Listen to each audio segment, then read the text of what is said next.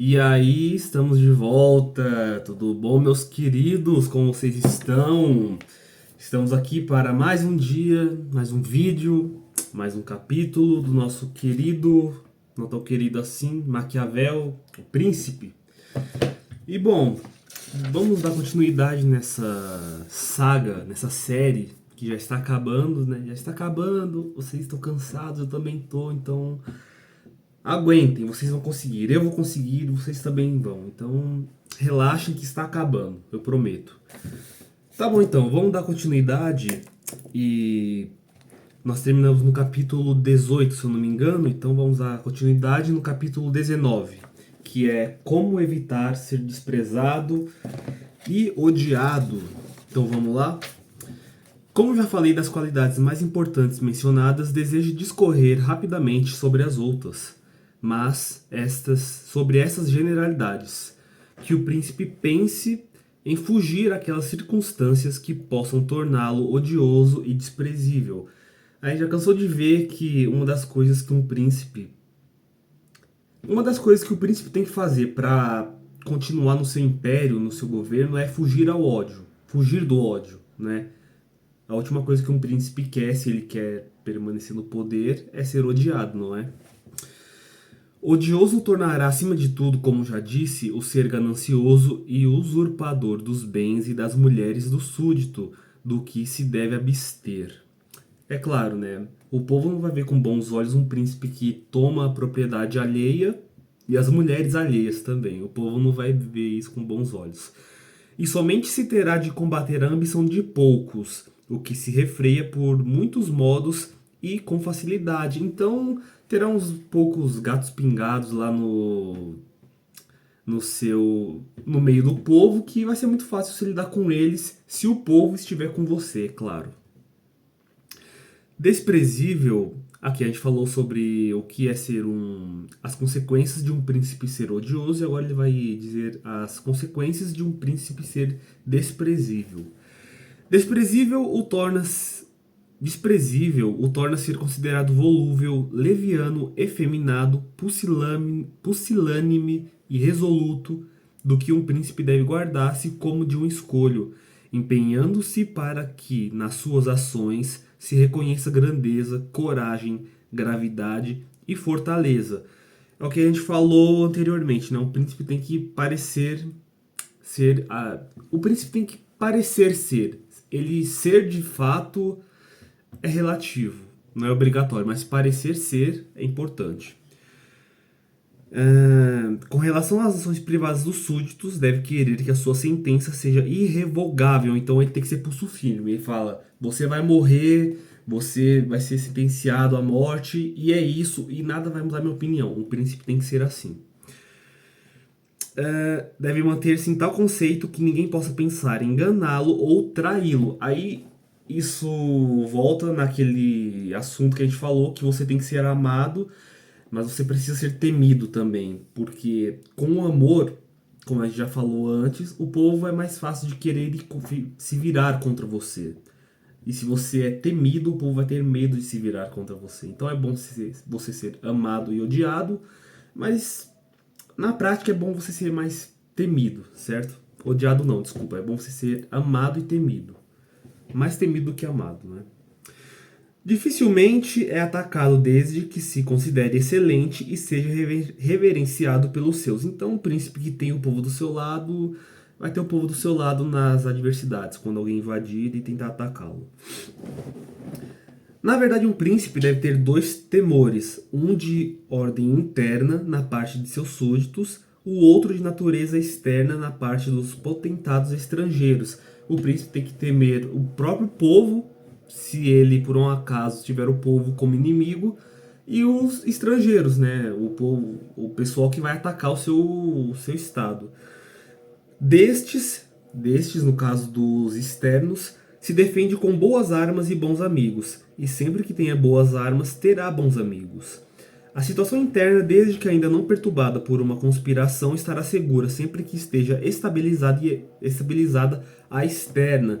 Então, para você manter a paz dentro do seu estado, você precisa garantir que a paz garante que a paz não seja atacada de forma externa. Então, se nada acontece lá do lado de fora, nada vai acontecer do lado de dentro, certo? Mesmo quando esta se agite, se o príncipe se organizou e viveu, como eu já disse, desde que não se desanime, resistirá a qualquer impacto. Então, tudo que a gente vem falando, tudo que eu tenho falado, eu não, Maquiavel, tem falado nos vídeos anteriores, se o príncipe seguir isso, ele não vai ter problemas para se defender de um potencial agressor.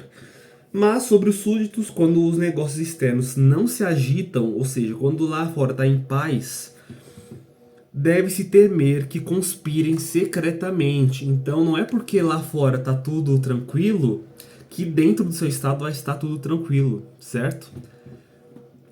Contra isso, o príncipe se assegura firmemente fugindo de ser odiado ou desprezado. É redundante, mas é isso. E mantendo o povo satisfeito com ele. Não seja odiado, não tome nada de ninguém, não tome a mulher de ninguém, dê o povo que o povo precisa e ele vai ficar do seu lado.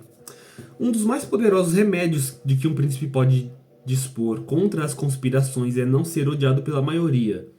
Porque quem conspira pensa que com a morte do príncipe satisfará o povo. Então, se no meio do povo tem alguém que está insatisfeito com o príncipe e ele conspira contra o príncipe, ele é minoria, o povo é a maioria, logo o povo vai esmagar esses dissidentes, esses poucos dissidentes. Porém, quando considera que com isso irá ofendê-lo, não se anima a tomar semelhante partido. Então, de novo, se o príncipe é temido de tal forma que o povo que está insatisfeito com seu governo trame algo contra esse príncipe, como que eu posso explicar? Se alguém está insatisfeito com um príncipe que é temido, ele vai ter mais medo de contra um príncipe, certo? Consegui explicar, que bom. Mesmo porque as dificuldades com que os conspiradores têm de se defrontar são infinitas. Então são muitas dificuldades que aqueles que estão conspirando têm que enfrentar. Por experiência, vê-se que muitas foram as conspirações, mas poucas tiveram bom fim, pois quem conspira não pode ser sozinho, nem pode ter por companheiros, senão aqueles que acredite estarem descontentes. Então vamos lá. Tem o Estado, tem o povo, a maioria do povo está satisfeito. Se tem um ou dois que estão insatisfeitos, eles terão que encontrar outros que também estão insatisfeitos, certo? Para unir forças. E se, em geral, o povo está unido e está satisfeito com o trabalho do príncipe, essa conspiração não vai muito longe.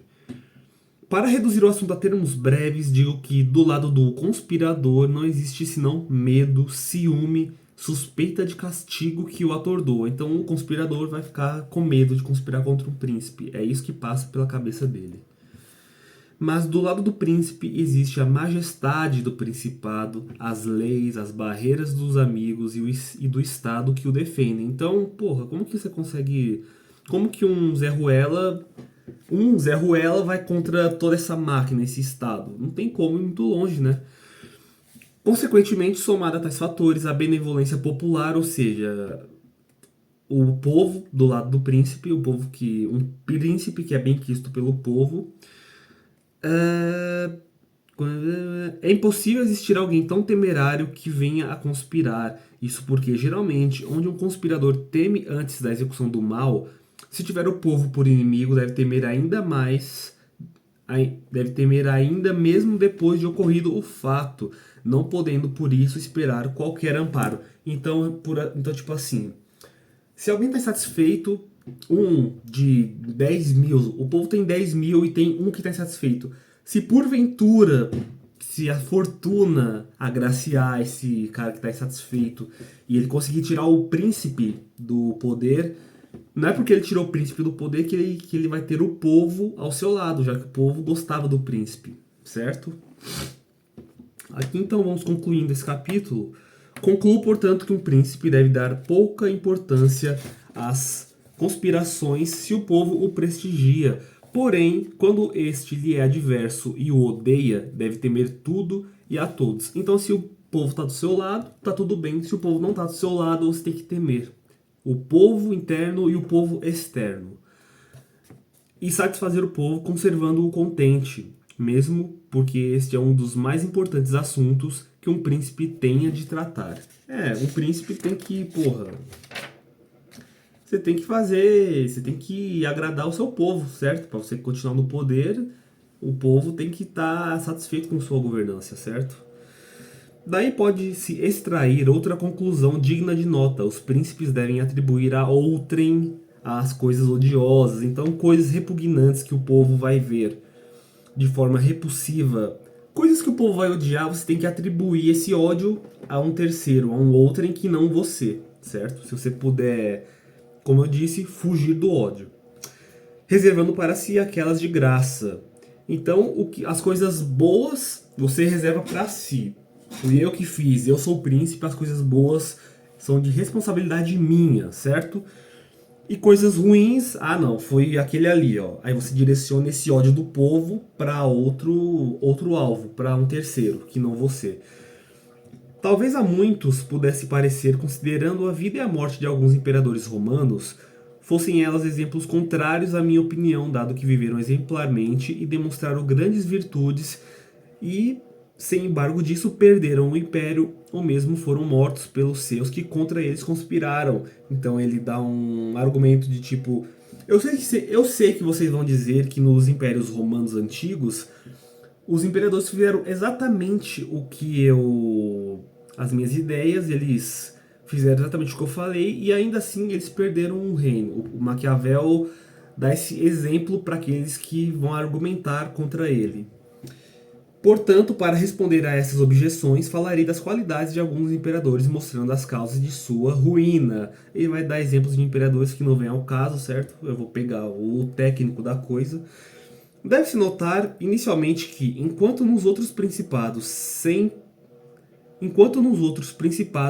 tem-se de lutar apenas contra a ambição dos grandes e a insolência do povo, os imperadores romanos encontravam uma terceira dificuldade. Então, além da ameaça interna e a externa, existia uma terceira dificuldade, aquela de terem de suportar a crueldade e a ambição dos soldados. Olha só, as suas próprias armas, os seus soldados podem ser uma ameaça para você. E eu não estou falando de soldados mercenários, estou falando dos seus soldados, das suas armas. Essa terceira dificuldade era de tal forma séria que se tornou a causa da ruína de muitos, pois é difícil satisfazer ao mesmo tempo os soldados e o povo. Então Maquiavel aqui diz que você tem de satisfazer os soldados, obviamente, porque são suas armas, são o seu poder bélico, e o povo, que é o povo que está ao seu lado, é o povo que te colocou no cargo que você está. Então Maquiavel diz que é difícil você agradar os dois de forma suficiente. Este amava a paz e por isso estimava os príncipes modernos, enquanto que os soldados amavam um príncipe de ânimo militar, que fosse insolente, cruel e rapaz, querendo que o mesmo exercesse tais violências contra as populações para poder ter assim duplicado o soldo, salário, e a expansão a sua rapacidade e crueldade. Então, se por um lado o príncipe teria que ser bom com o povo para agradar o povo, o príncipe teria que ser ruim com o povo para agradar os soldados. Então, olha que situação complicada. O que você prefere, perder o povo ou perder as suas armas, né? Você enquanto príncipe. Não podendo o príncipe deixar de ser odiado por alguém, deve primeiro buscar não ser odiado por qualquer classe social. Porém, quando não pode conseguir isso, deve empenhar-se em, por todos os meios, evitar o ódio daquelas classes que são mais poderosas. Faz sentido, né? Se o povo te odeia, é ruim, mas tá tudo bem.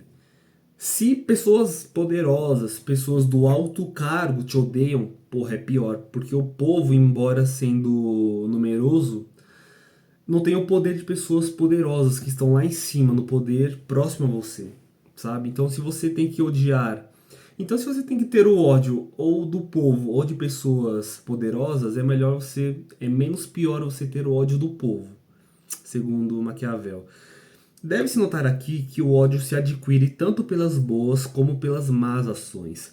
Como já disse acima, querendo um príncipe conservar o Estado, frequentemente é forçado a não ser bom, pois quando aquele elemento mais forte, povo, soldado ou grandes, de que julgas necessitar para manter-te é corrompido, convém que sigas o seu desejo para satisfazê-lo, então as boas obras tornam-se tuas inimigas. É o que a gente falou antes, de que você tem que ser bom, mas quando você precisa ser ruim, você também tem que saber ser ruim, sabe? Não é só você ser bom. Um pouco de droga, um pouco de salada, né?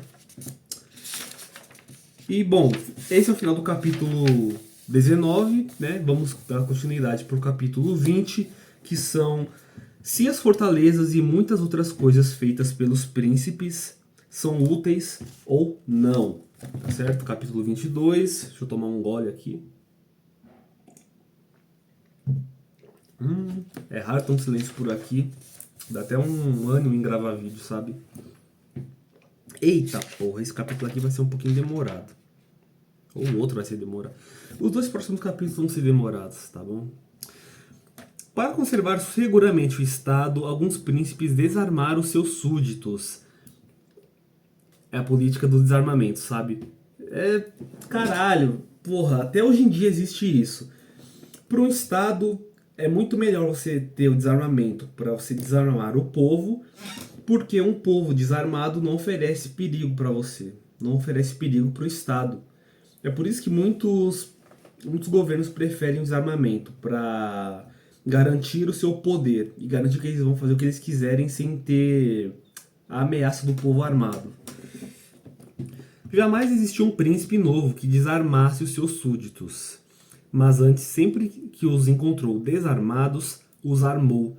Isso porque, armando-os, essas armas passam a ser tuas, tornam fiéis aqueles que te são suspeitos e os que eram infiéis assim se conservam e de súditos tornam-se seus partidários. Um príncipe novo que chega no poder pega o povo sem armas e dá arma para esse povo, que assim o povo vai ficar do lado desse príncipe, certo? Resumindo, é isso. Tá. E por que não se pode armar todos os súditos? Não dá para dar arma pro povo inteiro, né? Beneficiados aqueles que armas, com os outros podes tratar mais seguramente. Essa diversidade de tratamento que reconhecem em seu favor os torna obrigados para contigo. Voltei, tive que resolver um problema ali, mas continuando. E por que não se pode armar todos os súditos, beneficiados aqueles que armas com os outros podes tratar mais seguramente.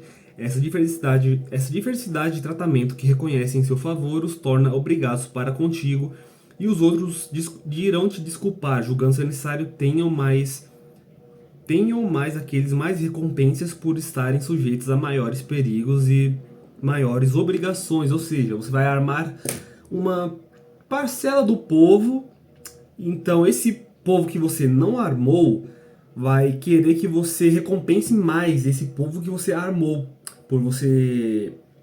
por eles estarem correndo mais perigos, já que eles estão armados e vão para ação, vão ser parte do exército, certo? Então, se você armou o povo, você tem que recompensar o povo por eles correrem perigo. Mas quando os desarmas, começa a ofendê-los, mostra deles duvidar, ou por vileza ou por desconfiança, uma ou outra dessas opiniões concebe ódio contra ti. Então, se você arma o povo fica ao seu lado, certo? Beleza. Mas se você tira a arma do povo, o povo pensa, porra, mas o príncipe tá tirando nossas armas, ele não confia na gente, que porra é essa? Que história é essa? E você ofende o povo, certo? E por não poderes ficar desarmado, torna-se necessário que te voltes à milícia mercenária, que é daquela qualidade que já foi dita, uma merda. E quando fosse boa, não poderia ser por forma a defender-te dos inimigos poderosos e dos súditos suspeitos. Então, se você arma o povo fica do seu lado e vira seu povo, suas armas. Se você tira a arma do povo, o povo se volta contra você. E como você não vai ter as armas do povo, você vai ser obrigado a contratar armas. E como a gente já falou anteriormente, armas que você compra não são suas. mercenários não são seus, certo? Eles não são fiéis a você, são fiéis ao dinheiro. Acabou o dinheiro, acabou o amor. Mas quando um príncipe conquista um novo estado que, como membro, se agrega ao antigo, então é necessário desarmar o conquistado, salvo aqueles que nele foram teus partidários na conquista. Então, se o príncipe conquista um novo estado que se agrega ao antigo, não cria um novo estado, faz um estado agregando ao outro. Esse aqui que ele agregou, ele vai desarmar o que já estava antigo e vai desarmar o que já estava previamente estabilizado e vai deixar armado aquele que ajudou na conquista. Deu para entender? Eu espero que tenha dado para entender. Quando o inimigo se avizinha, ou seja, quando o inimigo se aproxima, as cidades divididas necessariamente perdem-se logo, eis que sempre a parte mais fraca aderirá a forças externas e a outra não poderá resistir. Então, para um príncipe é muito ruim ter o povo separado e desunido, porque se acontece alguma coisa e chega um inimigo novo no seu território, parte dessa divisão de povo vai pro lado do inimigo e vai ser pior para você. Então é melhor você deixar todo o povo unido ao seu favor. Tais atitudes revelam fraqueza do príncipe, eis que em um principado poderoso jamais serão permitidas semelhantes divisões, úteis somente em tempos de paz. Eis que por elas pode-se mais facilmente manejar os súditos. Então, quando está tudo bem no Estado, quando o Estado está em paz, tudo bem, deixa o povo dividido. É até mais fácil administrar o povo assim, nos tempos de paz. Mas, no período da guerra, eu me perdi aqui. Mas no período de guerra, tal sistema demonstra sua falácia. Porque no período de guerra, o povo vai estar separado e dividido. Você primeiro vai ter que unir o povo para depois combater o inimigo. Dá muito mais trabalho, é uma merda, é mais demorado. E não é bom, não faça isso. Você príncipe, se tem algum príncipe me assistindo aí, Maquiavel tá dizendo, deixe seu povo unido, certo? Sem dúvida alguma, os príncipes se tornam grandes quando superam as dificuldades e as oposições que lhes são antepostas. Porém, a fortuna, principalmente quando quer tornar grande um príncipe novo, que tem mais necessidade de adquirir reputação que um hereditário, um príncipe novo que é novo, precisa ganhar reputação. E um hereditário, tipo, já vai vir da família, já vai vir com respeito passivo dos seus antepassados. O faz nascer dos inimigos e determina que lhe sejam opostos embaraços, a fim de que ele tenha a oportunidade de superá-los, e assim possa subir mais alto pela escada que os inimigos lhe oferecem. Por isso, muitos pensam que um príncipe hábil, quando tem a ocasião, incentivar com astúcia alguma inimizade para, eliminada essa, continuar a ascensão de sua grandeza. De forma bem resumida, se eu entendi direito, um príncipe tem que ter alguma inimizade para derrotar essa inimizade, derrotar esse inimigo, para o povo confiar mais em você, sabe? Cria um inimigo. Os príncipes, particularmente aqueles que são novos, têm encontrado mais lealdade e maior utilidade nos homens que no início de seu governo foram considerados suspeitos. Os príncipes, particularmente aqueles que são novos, têm encontrado mais lealdade e maior utilidade nos homens do que no início do seu governo foram considerados suspeitos do que nos que inicialmente eram seus confidentes. Ficou meio confuso isso daqui.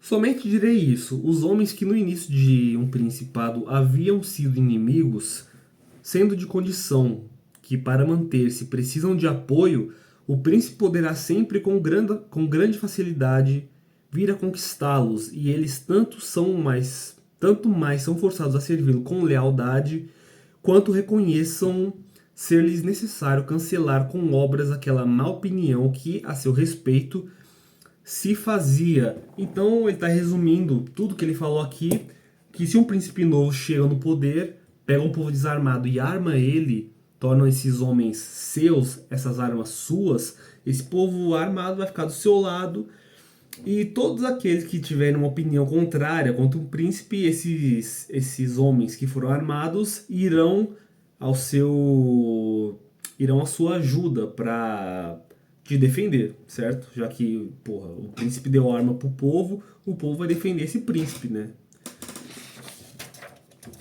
Portanto, as fortalezas são úteis ou não segundo os tempos.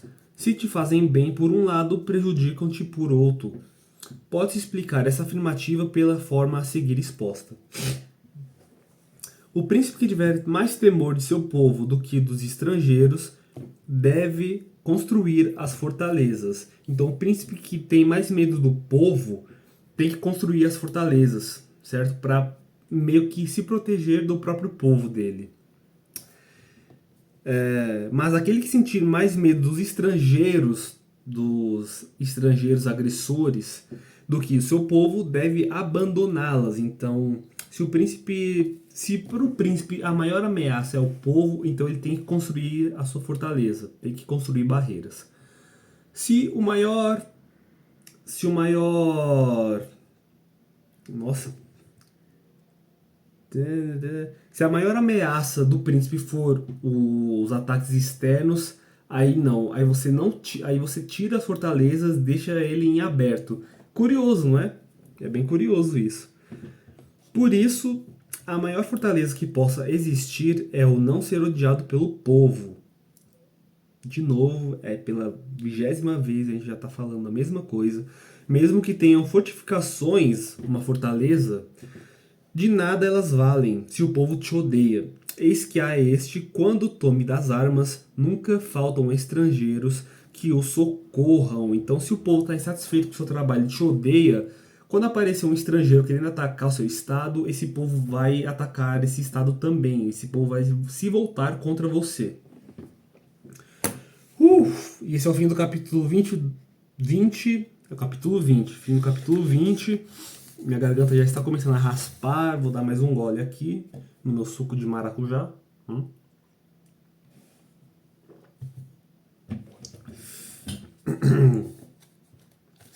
Então, capítulo 21. Finalmente. Olha só, 27 minutos de vídeo. O que convém a um príncipe para ser estimado? O que o príncipe tem que fazer para ele ser estimado e amado pelo povo? Vamos lá. Deixa eu ver. Não parece muito longo, tá tudo bem, vamos lá. Nada faz estimar tanto um príncipe como as grandes empresas e dar de si raros exemplos. Quando aqui aparece a palavra empresas, eu entendi que nada faz se estimar tanto um príncipe como as grandes empresas são, para mim, o que eu entendi de empresas são as grandes obras, os grandes feitos dos príncipes, certo? Foi isso que eu entendi, eu posso estar errado, tá? Então, cada vez que você ouviu falar a palavra empresa, lembre-se que é obra, lembre-se que é uma missão, lembre-se que é uma conquista, certo? Então, nada faz estimar tanto um príncipe como as grandes empresas e dar de si raros exemplos. Então, um príncipe, para ser bem estimado, tem que fazer grandes missões, grandes obras, grandes feitos e dar de si exemplos raros. Então, ele tem que, de novo, parecer ser um íntegro, com respeito, com religião e um monte de coisa que a gente já falou anteriormente. Muito apraz a um príncipe dar de si exemplos raros na forma de comportar-se com os súditos. Então, para um príncipe ser adorado pelo povo, ele tem que adorar o seu povo também. Ele tem que se mostrar que ele se importa com o povo. Assim o povo vai comprar a ideia dele, né? Porque, porra, vamos ser sinceros, né? Que é tudo uma fachada, você tem que parecer ser alguma coisa, você não precisa de fato ser. Acima de tudo, um príncipe deve empenhar-se em dar de si, com cada ação, conceito de grande homem e de inteligência extraordinária. Você tem que se mostrar ser um cara intelectual, inteligente, um cara que sabe do que está falando. Um príncipe é estimado ainda quando verdadeiro amigo e velho inimigo, ou seja, quando sem qualquer consideração se revela em favor de um contra outro. Essa atitude é sempre mais útil do que ficar neutro, do que ficar em cima do muro. Eis que, se dois poderosos vizinhos teus entrarem na luta, ou são de qualidade em que, vencendo um deles, tenhas a temer o vencedor, ou seja, Se dois vizinhos seus estão na luta e um vence o outro, um deles acaba temendo o vencedor, sabe? Quem perdeu. E você também acaba temendo, se você não entrar no meio da luta e ficar neutro. Ou não. Em qualquer um desses dois casos, sempre será mais útil o definir-te e fazer guerra digna, porque no primeiro caso, se não te definires, será sempre presa do que vencer. Então, se existe uma guerra e você pode ficar do lado de algum ou de outro, é melhor você ficar do lado de um do que você não ficar do lado de nenhum, certo? Porque se você não ficar do lado de nenhum, o que ganhar vai acabar vendo você como uma presa fácil. Com prazer e satisfação do que foi vencido, e não terás razão ou coisa alguma que te defenda, nem que te receba. Então, se você não ajuda, você não é ajudado. é isso que eu entendi. O vencedor não quer amigos suspeitos ou que não o ajudem nas adversidades. Então, o vencedor da guerra, o vencedor de uma disputa, quer aqueles que estiveram do lado dele, certo? Quem perde não te recebe por não teres querido correr a sua sorte de armas em punho. Então eu vou tentar explicar. Se você tem um estado e tem dois estados vizinhos em guerra, numa disputa, se você não toma partido, se você fica em cima do muro, um deles vai perder, um deles vai ganhar. O que perder vai ficar contra você porque você não o ajudou. E o que ganhar vai ficar contra você, te vendo como uma presa fácil, certo? Então é muito melhor você escolher um lado, e ele vai explicar o porquê. Quanto a isso que vos digo, de não vos intrometerdes na guerra, é a decisão mais desfavorável que poderíeis tomar, privados de crédito e de dignidade, tornar-vos-eis prêmio para o vencedor. Isso é uma nota aqui, é uma frase que está em italiano, e aqui está a tradução. Resumindo, é melhor você escolher um lado do que ficar em cima do muro. É melhor você ter um contra você do que os dois contra você. Puta, consegui. Perfeito, ótima definição. Aqui sempre acontecerá que aquele que não é amigo procurará a tua neutralidade. Então aquele que não é seu amigo vai procurar a sua neutralidade. Então aquele que não é seu amigo vai querer que você fique em cima do muro. E aquele que é amigo pedirá para que te defina com as armas. Então quem é seu amigo vai pedir a sua ajuda. E quem não é vai querer que você fique neutro. Os príncipes irresolutos para fugir aos perigos presentes seguem na maioria das vezes o caminho da neutralidade e geralmente caem em ruína. Então a maioria dos príncipes, aqui segundo Maquiavel, que ficam neutros perante um conflito, eles perdem, eles acabam caindo em ruína. Mas quando um príncipe se define galhardamente em favor de uma das partes, então se um príncipe decide ficar do lado de um ou de outro, vamos ver o que acontece.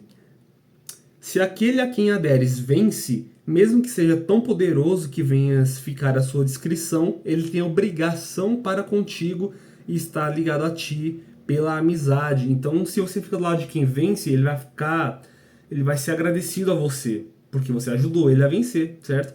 A menos que seja uma ingratidão suprema aqui.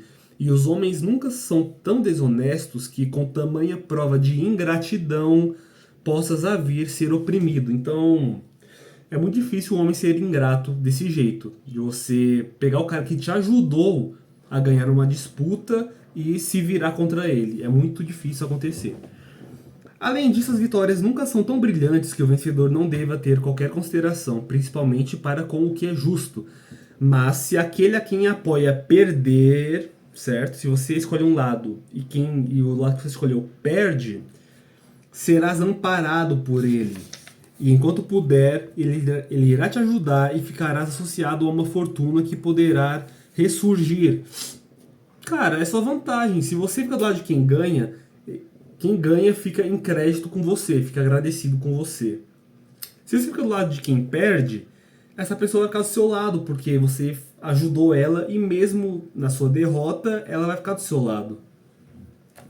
No segundo caso, quando aqueles que lutam são de classe que não devas temer o vencedor, Ainda maior prudência é aderir, pois causas a ruína de um com a ajuda de quem deveria salvá-lo. Se fosse sábio, vencendo, fica à tua mercê, e é impossível não vença com teu auxílio. É um jogo que, cara, escolha um lado.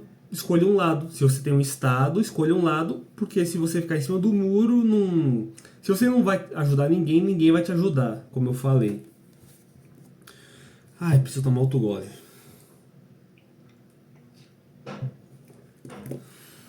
Note-se aqui que um príncipe deve ter a cautela de jamais fazer aliança com um mais poderoso que ele para atacar os outros.